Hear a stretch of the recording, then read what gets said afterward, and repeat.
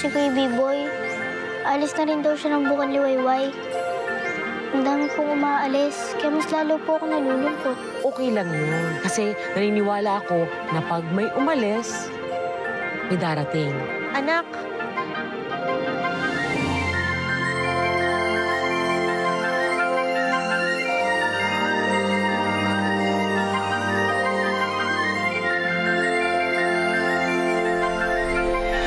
Pumunta ako agad dito nung nalaman ko yung nangyari kay Lolo Mars. Lolo Mars, salamat sa lahat ng tulong mo. Kahit sa maikling sandali na magkasama tayo, binigyan mo ko ng lakas. Hindi lang ako, kundi pati si Ninyo. Para sa atin yan, madam, yung pagkain na yan. Yes! Yes! Ayan! Sandali. Nanda ko yan. Para sa ating brainstorming. At naisip ko na, sana ilagay natin ang pangalan ni Lolo Mars sa aking kakanin. Para pagbibigay-pugay sa kanya. Yun lang pala eh. Dali lang naman pala niyan. Madali yan. Sanay ako gumawa assignment ni Butcher eh. Oh, sige na, umuwi ka na, di ba? Ang dami mo pang gagawin. Sige na, okay lang ako. Alam mo, Miss Hershey, kung ako sa'yo, lumabas-labas ka kaya, mag-aliw-aliw, ganun. Makipagkaibigan. At saka ano kasi, ibinilin ka din kasi sa akin ni Miss Kisses. Talaga si Kisses, eh, no? Kung ano-ano mga sinasabi. Ay, sorry. Ariel! Hershey! Kamusta ka?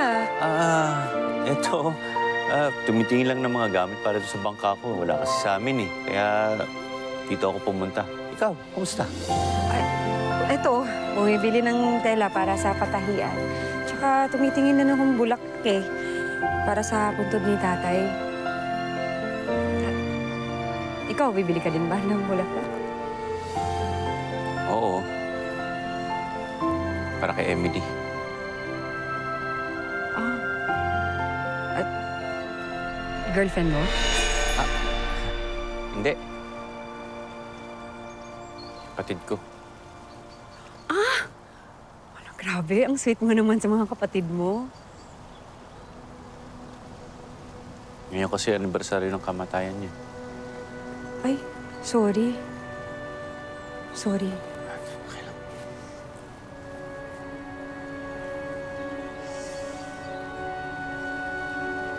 Ay, alam mo, gusto mo mag-merienda? Medyo gutom na rin kasi ako eh. Ay, hindi. Okay, sige. Mag-merienda muna tayo. Balikan na lang natin itong bulaklak.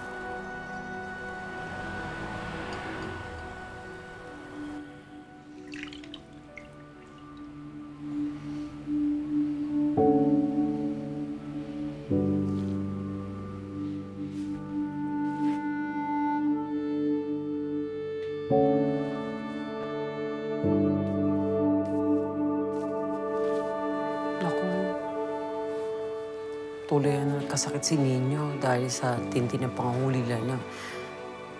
Dahil kay Lolo Mars. Ngayon lang kasi siya nakaranas na mamatayan ng taong mahal niya. Kaya sobrang dinamdam na. Pero ganda, mabuti andito ka. Medyo naibsan yung sakit siguro. At iba pa rin talaga yung alaga ng tunay na ina.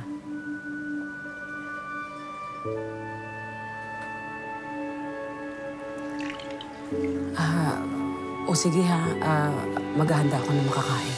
Ha? Oh, sige. Salamat.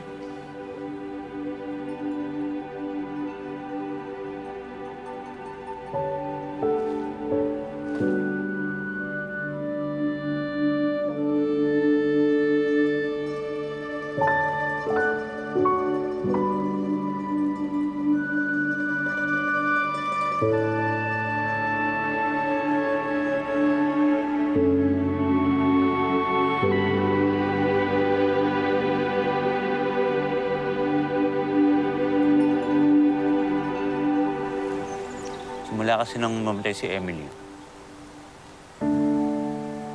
ako na lang mag-isa.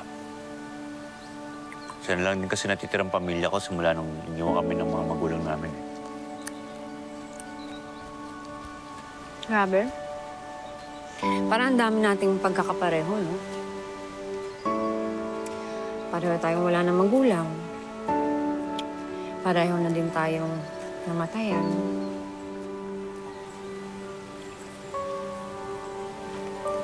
Parehas din tayong tahimik. Pareho din tayong mahilig mag-isa.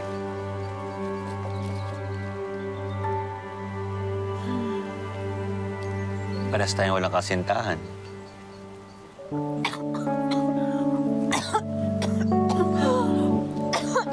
Okay ka lang? Hershey? Anong gagawin ko? Anong gagawin ko? Hershey, okay ka lang? Okay ka lang? Okay ka lang?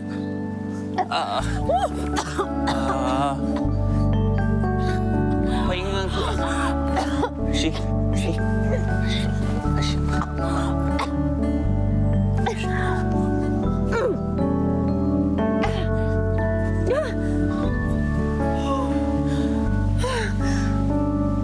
Okay na ako. Salamat. Salamat.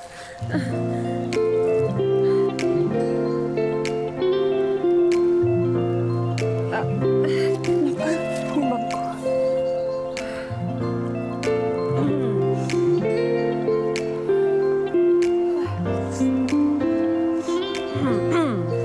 Okay ka na? Ay, yung bulaklak, kukunin ko lang.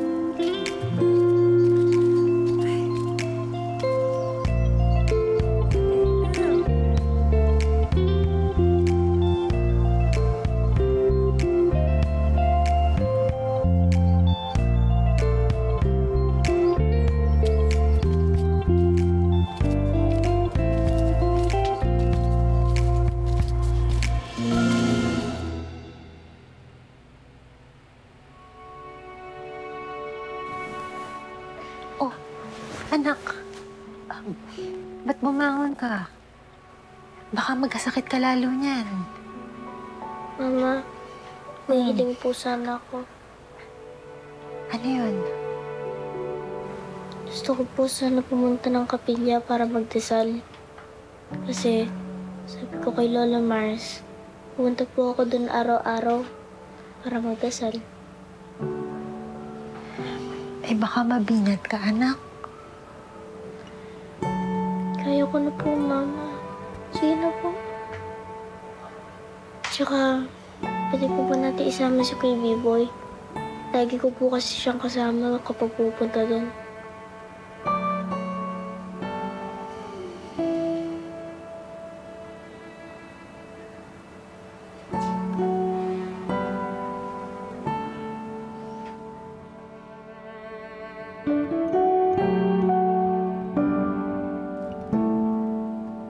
Ano ba yan? Ipaubos na yung pagkain. Wala pa kayong nabibigay sa aking magandang ideya, pangalan ng kakanin.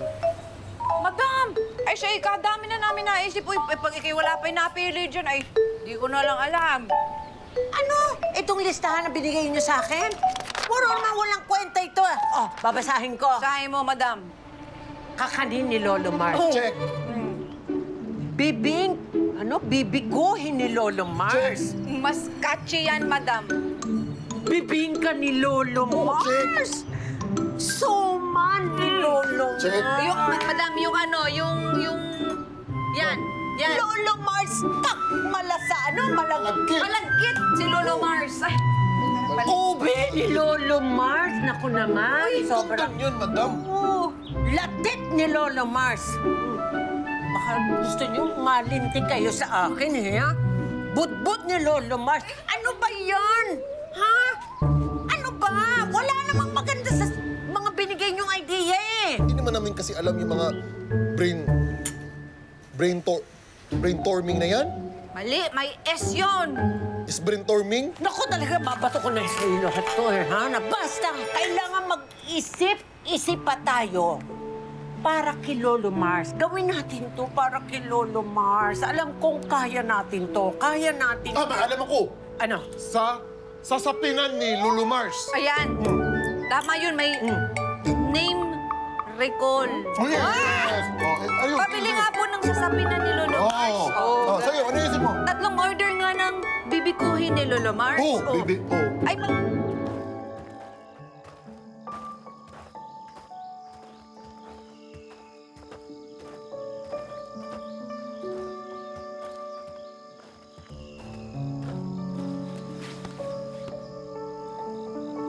Ito po yung kapilya na pinagtulungan namin para kay Lola Mars. Ito po yung huling-hiling niya bago siya mamatay. Ninyo, nakitanda na ako. At nangihina pa. Pwede bang meron akong pakiusap sa'yo? Ano po yun?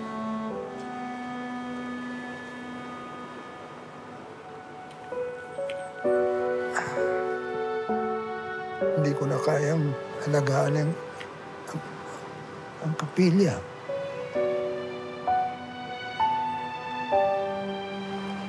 Kaya,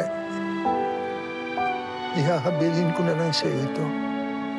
Oo naman po, Lola Mars. Kayang-kaya ko po yun.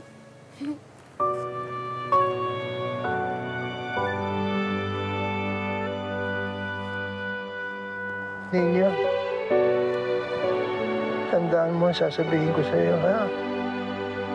Mahal na mahal kita. Matutuwa si Lolo Mars sa ginawa mo, Ninyo. Simple man yung pagkakagawa sa kapilya. Pero ginawa naman to na punong-puno ng pagmamahal. Kaya sigurado ko, kung nasan man si Lolo Mars ngayon, ako, tuwan-tuwa yun. Kaya nga po, di niya naabutan. Pero marami po ako ikukwento. Tulad ng siya yung nag-alaga sa akin, nagturo ng magagandang asal, at marami pa po. Ay, Lola Mars! Ano pong ibig sabihin ng masinop? Ang pagiging masinop ay pagiging maingat doon sa mga bagay-bagay na meron ka. Yan. Halimbawa yung pera. Kailangan ninyo pakaingatan gastusin. Kasi baka dumating ang panahon na meron kang kailangan bilhin o meron kang kailangan bayaran ay wala ka ng pera. Naubos na. Yun ang pagiging masinop. Magandang umaga! Ay! Gege! Naku! Ninyo! Hey! Magandang araw po, Lolo Mars. Lola Mars, alam niyo po ba, lagi na po ako nagpapatay ng kuryente at tubig kapag di ginagamit. Wow! Ang galing! Responsableng bata. Saludo ko sa iyo, okay? Pero sana tuloy-tuloy yan, ha?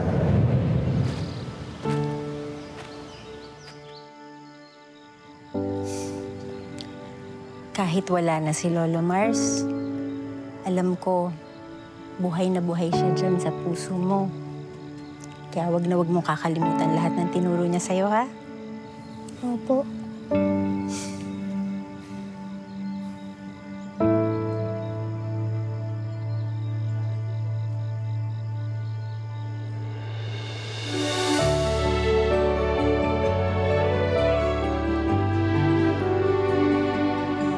Lord, pakisabi po kay Lola Mars, andito na po si Mama. Sana po, gabayin niyo pa rin kami. Tulad ng lagi niyang ginagawa, nung kasama pa rin po namin siya.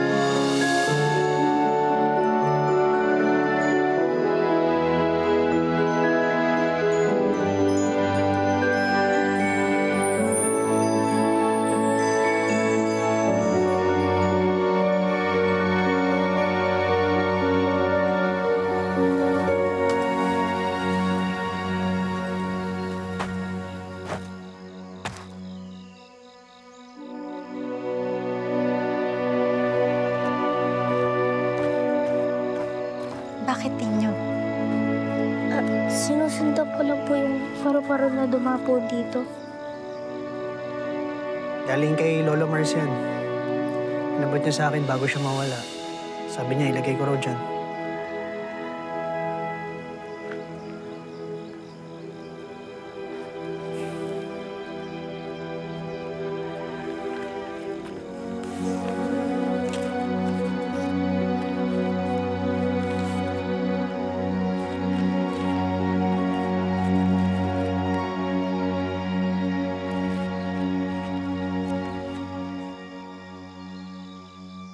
Ninyo, itinago ko ang sulat na ito at umaasa kung matatagpuan mo sa tamang panahon na kakailanganin mo. Marahil, wala na ako sa mundo sa oras na yun. At alam ko labis kang malulungkot. Pero hiling ko na sana ay mas lakasan mo pa ang loob mo at sana ay panatilihin mong busilak ang iyong puso. Nagmamahal, Lola Mars.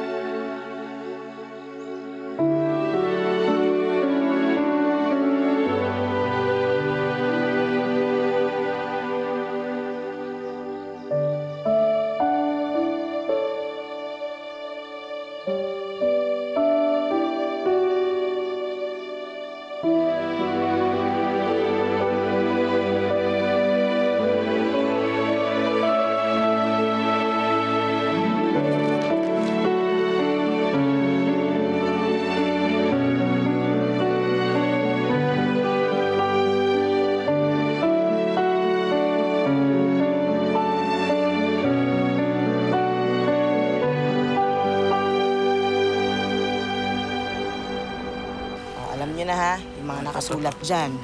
Straight yan, ha? Ang iboboto niyo. Dahil kung hindi, malaman na may yari kayo sa amin, ha? Alam ko kung saan kayo nakatira. Ha? Tandaan niyo yan. Straight lang naman, simpleng-simple lang. Pag nanalo tayo, mas happy-happy tayo. Tama? Tsaka meron nga. Alam niyo na yan. Kasi makikinig lang kayo. Tomas.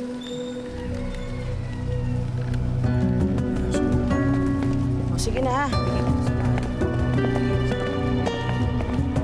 Sabay, kapatid mo, sa nanay mo. Paano ba niyo dito? Siya yun, di ako. Ano gawin mo dito? Nangangampanya, bakit? Aba. Bakit? Nangangampanya ka? Ha? Alam ba teritoryo ko to? Ha? Gusto mong mangampanya, huwag dito. At huwag ka magpapakita sa akin, ha? Please! Tingin mo, tusukin ko yung mata mo, eh. Bakit? Hindi pwedeng ganito. Ba't talaga hanapin itong lugar na to? Kailangan ba natin magdagdag ng tao? Pwede. Bantayan natin to. Matalo tayo dito. Lagot tayo kay boss niyan.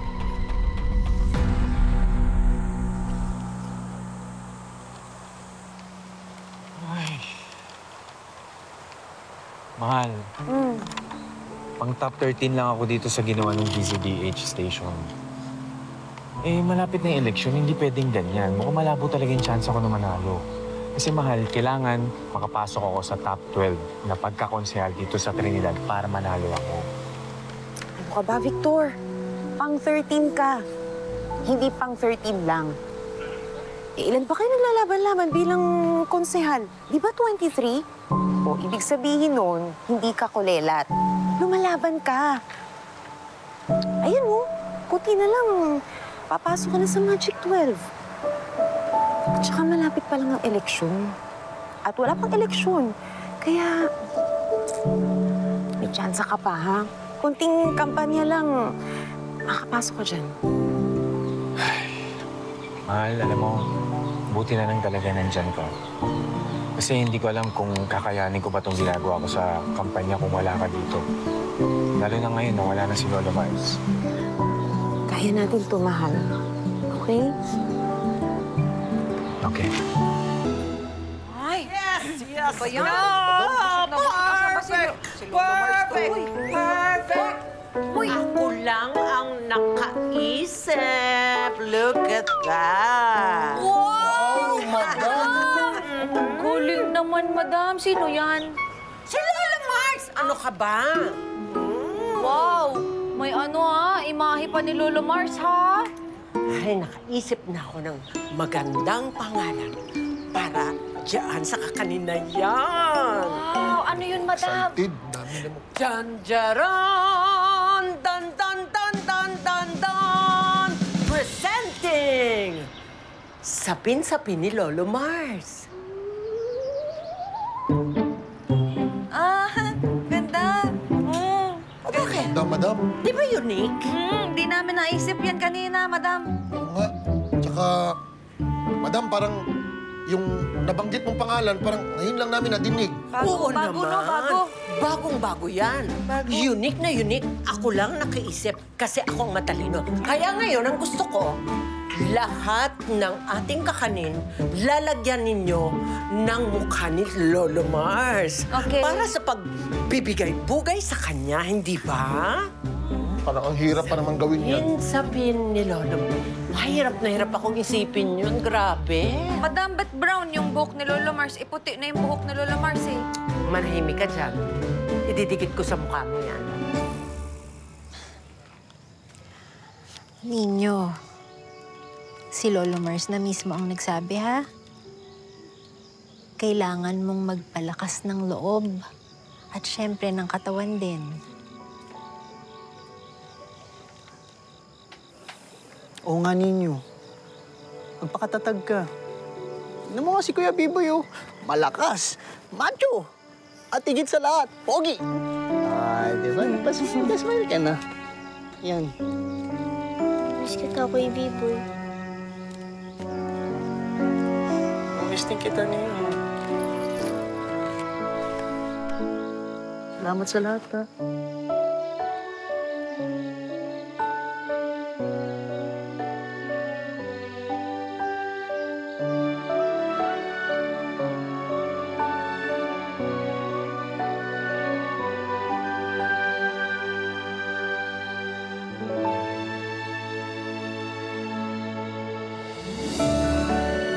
Malungkot, eh.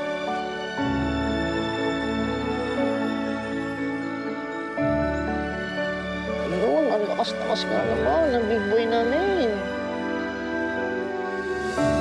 Oh, smile ka na.